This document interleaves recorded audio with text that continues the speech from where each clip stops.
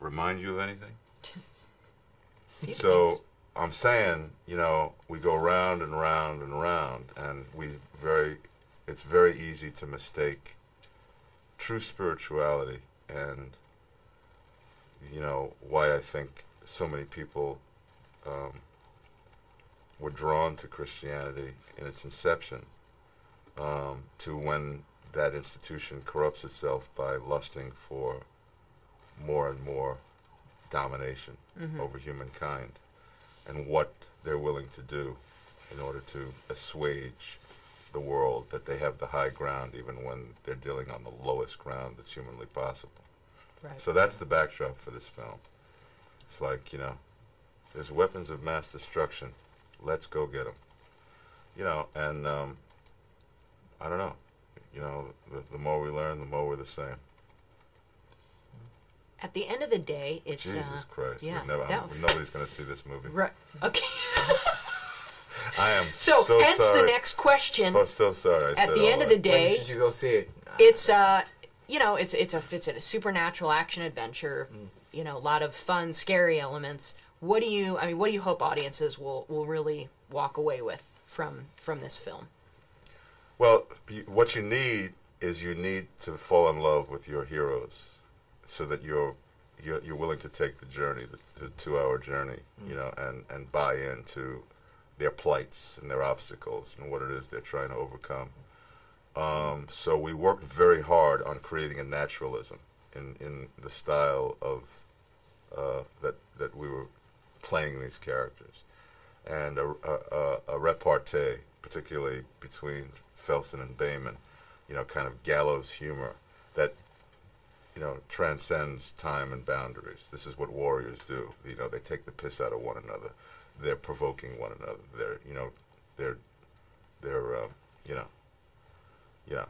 it's like this banter that goes back and forth. You know, like who's bad. You know, I fair fight. You know, I own you. That kind of thing. When underneath it all, there's this knowledge that they may have one day to live. They may have a half day to live. You know, this could be the end for them. They live a warrior's life. They live a dangerous life.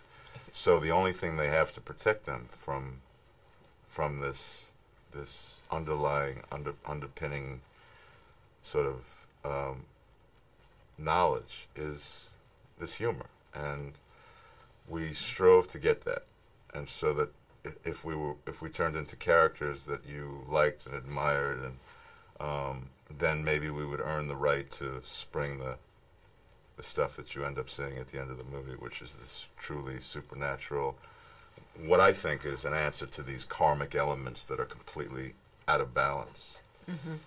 I think whatever people take away from it, they have to relate and love these characters enough, you know, as you said, to go along and be completely involved in this journey. And I think if they are completely involved, and if their disbelief is entirely suspended, then we've done our job well.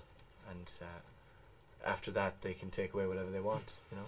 And then the final question would be, one of the great scenes with you two is the sword fighting scene.